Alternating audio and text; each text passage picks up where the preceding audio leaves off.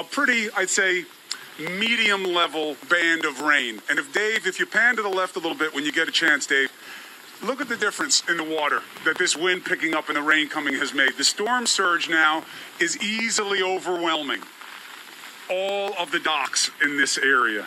And it's just a marginal uptick in wind, the addition of rain, and you know what? If you needed to hit the road now, you would be in a bad way because driving in this is not easy. Your visibility is shot. In plenty of them.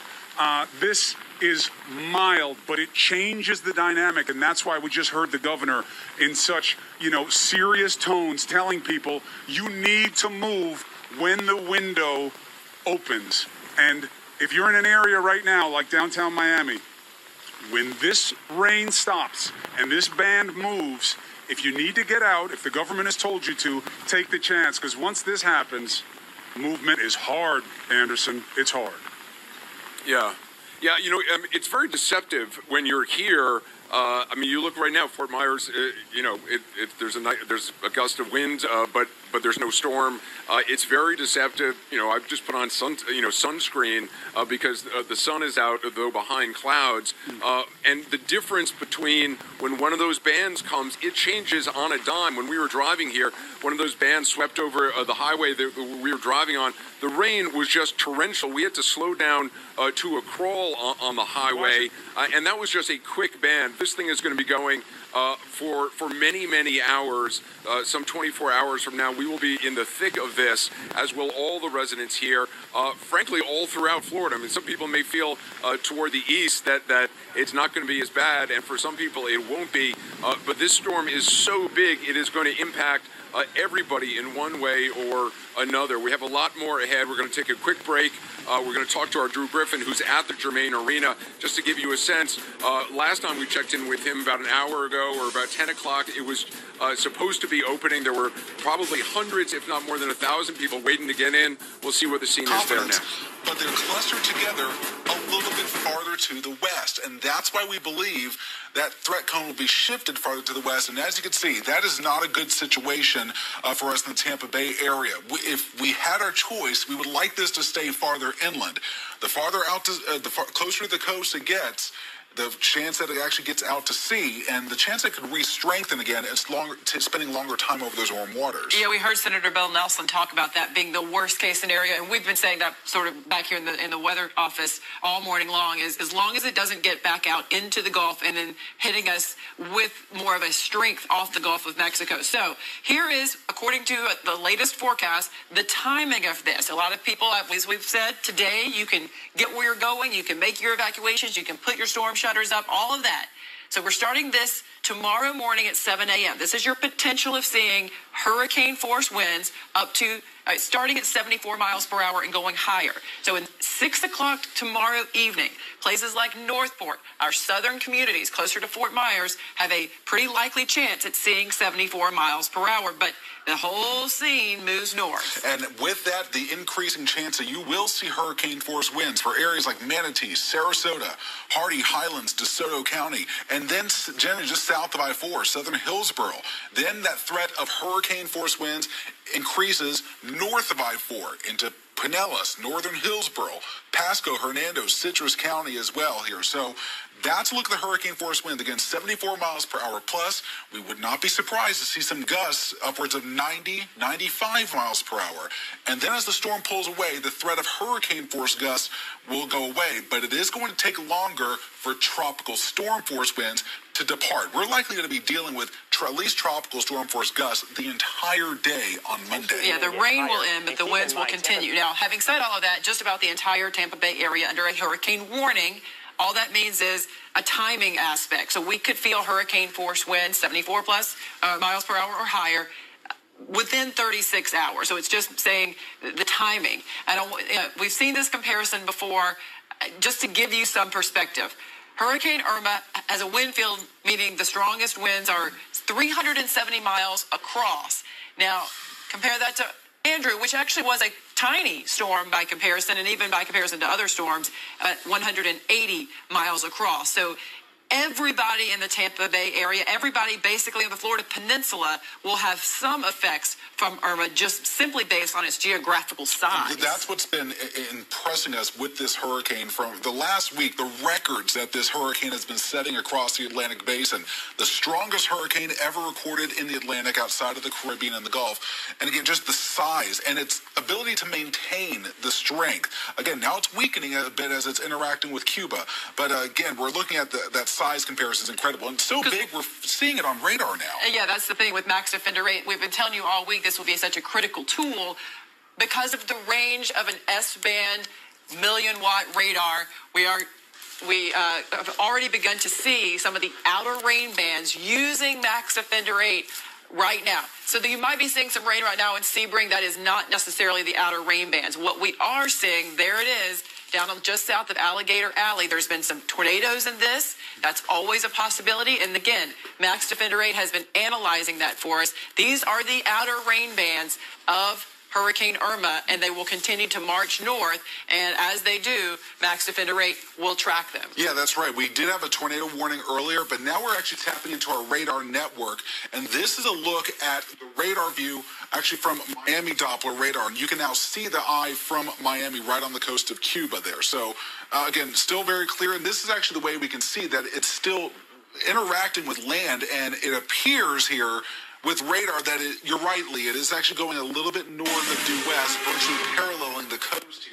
We are live here in Fort Myers, Florida, where the evacuation zone has now been increased because of the change in direction, the move westward of this storm, which is still many hours away, but the evacuation zone now expanded to Zone B. That means downtown, south, and west downriver. So there's a lot of people now who may be rethinking their idea to just hunker down where they are here in Fort Myers, and frankly all along the West Coast. They are being urged now, while there's time, to try to get to evacuation centers. We're going to talk to Drew Griffin, who is outside one in just a moment. But first, I want to go to the fire chief in Naples, Florida, which is clearly in the path of this storm right now. Chief Peter DeMario. Chief, 10 to 15 foot storm surge possibility for Naples. How are evacuations going, and do you now see more people trying to get to shelters? Well, we think the evacuations have gone well. We just expanded the evacuation zone. We're encouraging anybody that is still in a flood area to evacuate to some of the local shelters and get themselves to safety. And do you have any sense of how many people are in shelters? How many people have actually heeded those warnings so far? The shelters have gotten full rather quickly. In fact, as I look on the Emergency Operations Center hotline, it looks like we have 2 that are opening right now, and we're looking to get more open as fast as possible so we can accommodate everybody willing to evacuate. The most important thing for our residents is to evacuate the area, get out of harm's way. For you at this point, what is foremost in your mind? What are you doing to plan for this? Well, we've put our assets in the appropriate spot so we can respond post-storm. We've safetied our personnel, and we've prepared as best as possible.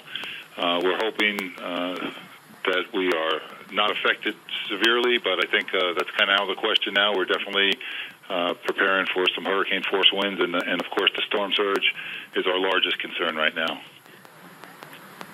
Do you have all the assets that you feel you need right now in place? Obviously, it's hard to pre-position for state, federal authorities everywhere there need to be because of the size of this storm. Well, we've done the best that we can possibly do with the assets that we have here in Naples. We do have a fear that just because the path of the storm may cause delay in any help from mutual aid agreements that we may have, because I think everyone in the state of Florida is going to need some help if this storm continues along this path. So we're prepared to function with the assets that we have and the personnel we have, and be patient with our mutual aid partners, and hopefully we'll get some help as soon as we can. But at this point, you still are. How do people find out where shelters are in the Naples area if now they're deciding they're not going to hunker down, they're going to try to make it to a shelter? The city of Naples is posting the shelter sites on our Facebook page, Naples Fire, And the EOC is posting it, and we're getting press releases out as often as possible to let residents that want to get to a shelter the information they need. And we want to remind everybody that go to a shelter, make sure they're prepared with 3 days of food, and they have some bedding and things to make themselves as comfortable as possible through the duration of the storm. Yeah, Chief, thank you so much for all you're doing. We'll continue to check in with you. And as you heard from the governor earlier, they're asking for as many as 1,000 nurses to volunteer if they can, particularly at special needs shelters, because there is a lot of need out there right now. Clearly, with the change in the path of this storm, more people here on the West Coast are thinking about going to shelters. I want to check in with Drew Griffin, who's outside the Germain Arena. Drew, I drove by your location about an hour and a half ago. The lines were extraordinarily long. How are they now? And Anderson, I can tell you from driving that same route, you only saw half of it. We're outside the arena. This arena holds 8,000 people. There are still, I would guesstimate, I'm not good at this, but at least several thousand are still in line. They've been in line for hours trying to get into this shelter with all kinds of needs themselves. We've seen many of them, many people had to have medical help just come to them while they're waiting in line trying to get in. All of this taking place while the wind increases, while we're hoping to hold the rain off. But Anderson, I want to talk to Alex and Betty. You guys have been waiting a long time. How long have you been out here? We got here about 8:30 this morning. Yes. 8:30 in the morning. Yes. It's now past noon, I believe. Yes. Your husband is actually holding his place. Adrian is holding your place in line. Children. Yes, two of our children are there. And this is your mom? She's my mother. And how are you doing? Fine, thank you. Has it been a long, long wait for you out here? I'm sorry, no English. Oh, no English? Is it a long wait? Spanish. Yeah, we've been here for a while, and I know it's very hard, but it's also very encouraging to see how many people are serving to help us to get there, to get inside. And we really thank God that we have a shelter, that we have a safe place. And it's hard for everybody, I believe, but we all have to be patient and we have to cooperate. And this is an opportunity, like for us, it's an opportunity to take care of our mother. It's an opportunity also to serve other people. Right. And God is in control. Alex, thank you. Thank you so much. Good luck through this storm, and we hope you get in very, very soon. They've been waiting, Anderson, 4 hours.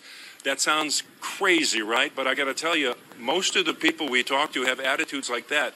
I would call this managed chaos. People are uncomfortable, but they're dealing with the situation because they know how serious this really is, Anderson. Yeah, well, it's good that they're seeking the help they need. 211, that is a number in the Fort Myers area, says the mayor. If you need help to try to get to an evacuation center, they're going to try to help you do that if you call 211. We're going to take a quick break. Chris Cuomo is going to take up our coverage next from Miami Beach, where it is starting to come down. We're going to take a short break. We'll be right back with Chris. Now, we did mention the tornado threat with this, and we do want to make mention to this. There is a threat for some severe weather actually starting late today with some of those rain bands, especially towards DeSoto, Highlands, Hardee County. It's not out of the question that a quick spin-up could occur just because with this so much circulation in the atmosphere. But then there will also be a threat for some isolated tornadoes as we go into tomorrow as well as the storm moves. And our next threat that we are going to talk about is the storm surge, because a lot of people have asked about that. And as you just heard some of the officials talking in that news conference we were just covering live, at the moment, we are considering this more of a wind event. However, there will be a piling up of water along the coastline, especially the farther south that you go. So Manatee, Sarasota coastline, your storm surge at the most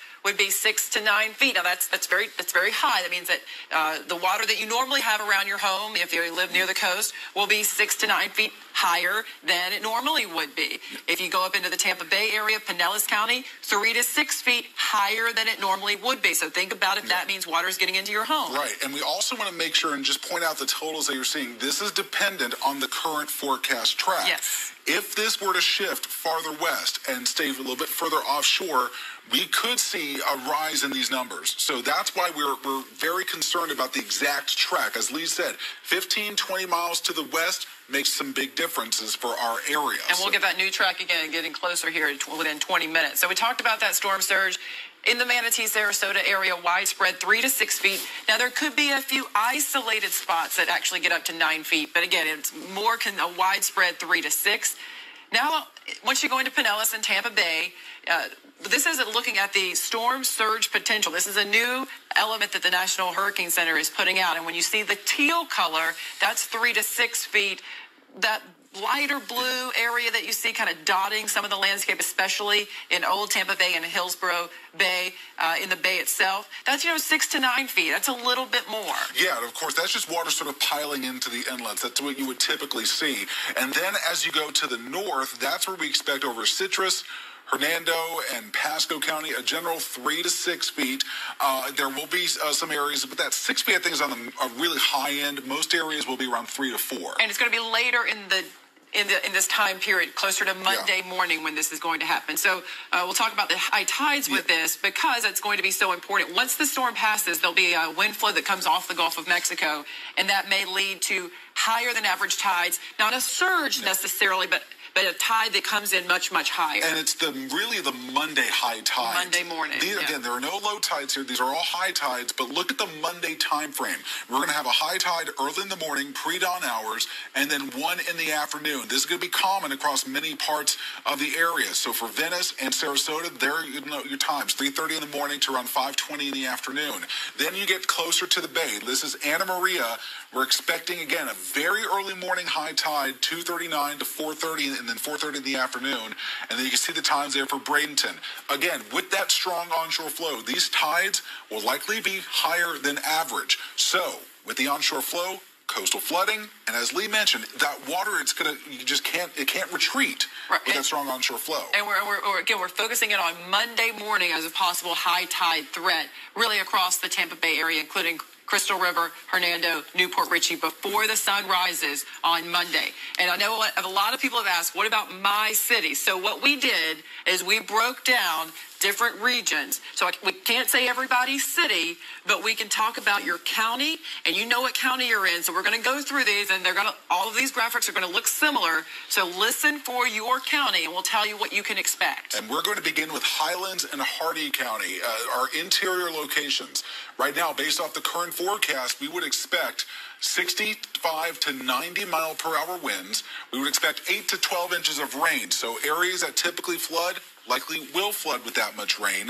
And then the tornado threat, which is virtually going to be the same for everyone in that moderate category. We could see isolated tornadoes. That is always a risk with landfalling tropical systems. Throughout the day, of course, we are trying to get just the latest on where this storm is tracking and when it's going to get here and how powerful. Let's go to Chad Myers in the Weather Center. That was the question, Chad, as always, where and when? Absolutely. Is it going to turn? Does it turn into Isla Mirada, which is kind of middle or northern Keys, upper Keys, or does it turn into Key West and really slam into Fort Myers where exactly you are right now? What we know at this hour is that the eye of the storm is now moving away from Cuba. That means it's going to get back into warm water and it's going to re-strengthen. It's dropped down now to about 125 or 130, but we're expecting it to go to 140 and maybe even 145 between data points here on the way to Fort Myers, making that significant storm surge in the Everglades all the way from Naples back down to the Everglades in Florida Bay. And then some spots may pick up 15 inches of water on land. This is above sea level. Doesn't matter up and down at all with the tides, above sea level, 15 feet. The map behind me now are all the numbers that I could find from the European model that ran last night, what the maximum wind gust will be in your area. Key West, you'll get a gust to 129. Naples, 137. Fort Myers, 136. Punta Gorda, in between their head, 150.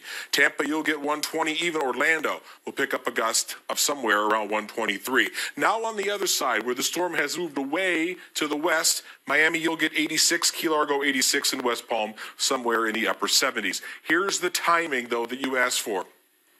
6 a.m. Saturday, we're now beginning to see hurricane force gusts in the Keys. By later in the afternoon, that big white, that is 100 miles per hour or greater right over the lower Keys. But still, if you look at the pink area, there is going to be hurricane winds across the entire state of Florida because the storm is bigger than Florida. In fact, it's as big as Texas, not the hurricane wind field. But later on, we move this ahead, and I want to talk about a few things here that we haven't talked about. How much wind Surge is going to happen Jacksonville, Savannah, Charleston. Big surge here, probably 4 to 6 feet in some spots. And then surge back here in northwest Florida with the wind coming off the Gulf of Mexico, another 4 to 6 feet here. This is mainly lowland, not a lot of cities there, but certainly surge anywhere, even towards St. Mark's, would be devastating for the people that live there. Anderson. Hey, Chad, just stick around because I want to bring in Chris Cuomo, who's in Miami Beach for us, and just have a conversation. And because Chris, we both may have some questions for you, Chad. Chris, obviously, storm surge still a very big issue for Miami. There's no question about it. Chad has been keeping us abreast of the changes, and I guess the main message from him, and Chad obviously correct me if I mess it up, is a little bit goes a long way. For instance, where we've been this morning, Anderson, the original spot is gone. A little bit of wind, a little bit of storm surge, and all the docks were submerged. When we got hit with just that one medium kind of storm band there, we had gusts that got up to about what? About 87 miles an hour were the gusts, not sustained wind, and that's what Chad has been saying they might get here, a steady wind of 90 miles an hour. It made all the difference in the world. You couldn't see. You wouldn't have been able to drive. Water was flying over these bulkheads here, flying up into the parking lot. A little bit goes a long way. Mm-hmm. Yeah, it sure does. Hey, Chad, just in terms of the difficulties after the storm, I mean, you know, as you know from covering these things, first responders, one of the first things they have to do in order to even be able to get to people is just clear roads. With the kind of wind that we're expected to see on the west and also this storm surge, that may take a fair amount of time. Will, because the water will push trees over into the roads, and then the roads are impassable. It was very difficult even for us to get from Corpus Christi to Rockport with Harvey, and Harvey was a pretty quick-moving storm, but the roads were littered with debris just trying to get our reporters there the next morning. It's almost like you need to go there with a bulldozer making your way clear, but you don't know whether the power lines are going or not. Are they still live? And they're across the roadway as well. One more thing for Chris Cuomo and for you too, but more Chris, because of the side of the storm he's on, a new tornado watch has just been issued for South Florida. Chris, has there been any change in what to the mix in terms of? Has there been any change, Chris, in just how people are viewing the storm in Miami? Because clearly now that it's shifted west, obviously people here are even more concerned. I'm wondering if you've noticed any kind of shift in people's sentiments about what they're facing. A little bit of back and forth, and then, frankly, it's troubling, Anderson, because in the beginning, they didn't want to buy in. They've heard that storms are coming before, and they weren't as bad as expected. And waving the flag of Andrew in the air, and what it did in 1992 as a Cat 5, the last Cat 5 to hit the country, you know, that's a big boast. So people were doubtful. Then the information started to come in, and we saw what Irma did in the Caribbean, did to Puerto Rico, now doing to Cuba. People started to change, heeding the evacuation calls, hence leading to those lines that we're seeing with Drew Griffin and where you are and in other places. But now, with the storm shift, we're seeing a little bit more of a change. There were more people out here this morning than I expected. Brian Todd reporting on the curfews that are in effect down here. They will be, enforced to the extent that the first responders can get out. So the attitude goes back and forth based on the urgency and the information they're getting. That's why it's so important that we keep telling them about the risk. Again, tomorrow, we will not be broadcasting from this spot, and not just because we're moving logistically, but because the storm surge will be 6 feet high. This will be gone. This whole area will be inundated with water, and if you're in a structure here, you're in a bad way, and you're in a bad way fast, and you won't be able to get out. Yeah, that's going to be the challenge even now 24 hours from now, not just where to broadcast from, but whether or not we can broadcast, whether we can even get signals out. That's one of the challenges, obviously, a lot of news crews are going to be facing. We're going to take a short break. We're going to a lot more with Chris Cuomo in Miami, with Chad Myers in the Weather Center, with all our correspondents all across the state of Florida, because there is no place in Florida that's not going to be affected by this storm. We'll be right back. Moving on to the next region, which is Pinellas County. So this is your threat is between noon on Sunday and really late in the afternoon and evening on Monday. And you have a high risk of strong, damaging winds, 55 to 75 miles per hour. So you're going to top out at hurricane force while receiving 6 to 10 inches of rainfall. So not only rainfall flooding that could occur in spots, but you'll also have to deal with that moderate coastal flooding during the high tide times. That's why you are under a storm surge warning at this point due to the surge and the rain. And that's why we've extended that time period as well, all the way into the evening, because that strong onshore flow is going to stick around through the entire day Monday and likely into the evening as well. Let's go ahead and move on to Manatee and Sarasota County. Your winds, again, very high here, 65 to 95 miles per hour. And higher gusts. Higher gusts, absolutely. And with driving rain, 6 to 10 inches of rain, and it will be generally lowest right along the coast and increasing into the interior portions of the county. So you're looking at these areas. Look at Sarasota, Bradenton, probably around 6 to 7 inches of rain. But as you get interior towards maybe Mayaca City, now you're talking about more like 9 to 10 inches of rain. And still that coastal flooding threat, especially when this is making landfall. So now we move into Hillsborough County, where once again, up to 90 mile per hour winds are a possibility. At the moment, the center of circulation of this Category 3 possible storm goes right over Hillsborough. So we're talking trees could come down, power lines could come down, roofs could be broken, and 6 to 10 inches of rain also possible along with those higher tides. That's right. And of course, we'll move on to Polk County as well. We want to get through all of these counties before we toss things back here. So Polk County, 65 to 95 miles per hour of rain, and again, the threat of tornadoes as well. You will have some high winds, especially you're going to be on the right side of this system. And then finally, Pasco, Hernando, Citrus, your effects are going to be all about the same. So this is Newport Richey all the way up to Crystal River. 50 to 70 mile per hour winds, 6 to 10 inches of rain.